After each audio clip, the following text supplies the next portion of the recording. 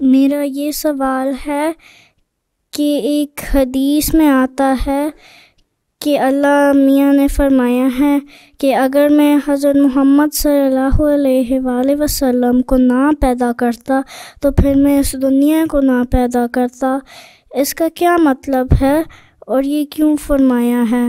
جزاک اللہ۔ اس کا مطلب یہ ہے کہ اللہ تعالیٰ کو حضرت صلی اللہ علیہ وسلم بہت پیارے تھے، اور اللہ تعالیٰ نے آپ کو کامل انسان بنایا۔ اللہ نے کہا کہ کوئی بھی دنیا میں پرفیکٹ انسان نہیں سوائے ایک کے،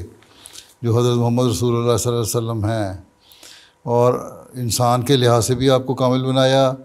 آپ کی شریعت کے لحاظ سے بھی آپ کو کامل بنایا، اور دنیا کی ہدایت کے لیے بھی آپ کی ہدایت کو کر دیا۔ تو اللہ تعالیٰ اپنی قدرت کا نمونہ دکھانا چاہتا تھا کہ یہ میری قدرت ہے کہ اس کو میں کامل اور مکمل بنا دوں،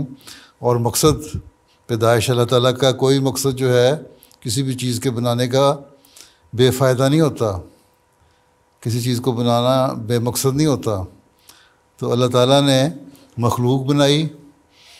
اور پھر انسان کو بنایا اور ساری مخلوق کو اس کا تابع کر دیا۔ تو اس کا مطلب یہ ہے کہ اللہ تعالیٰ کو آن وسلم سے اتنا پیار تھا کہ اللہ تعالیٰ نے اپنے پیار کا اظہار کیا کہ میں نے دنیا ہی اس لیے بنائی ہے کہ حضرت صلی اللہ علیہ وسلم جیسا انسان دنیا میں پیدا کروں، اور پھر دنیا اس کو دیکھے، ان کی شریعت پہ عمل کرے، ان کے نقش قدم پہ چلے، ان کی سنت پہ عمل کرے، اور ایسا کامل اور مکمل انسان ہے جس کے پیچھے چل کے پھر تم اللہ تعالیٰ کا پیار حاصل کر سکتے ہو۔ اگر یہ نہیں تو پھر تمہارا اس دنیا میں آنا بھی بے فائدہ اور فضول ہے، پھر اس دنیا کا مقصد کوئی نہیں رہتا۔ تو اللہ تعالیٰ نے دوسری جگہ فرمایا کہ اللہ تعالیٰ نے انسان کو، جن و انس کو عبادت کے لیے پیدا کیا، وما خلقت الجن والانس الا لیعبدون، انسان کو عبادت کے لیے پیدا کیا، جنوں کو عبادت کے لیے پیدا کیا، اور اس کے اعلیٰ ترین معیار جو ہیں وہ حضرت صلی اللہ علیہ وسلم نے قائم فرمائے اور آپ نے ہمیں بتائے۔ تو یہ جو مقصد ہے دنیا کی پیدائش کا، اس کو ہمیشہ سامنے رکھو، حضرت صلی اللہ علیہ وسلم کے اسوے پر چلو، ان کی شریعت پہ عمل کرو،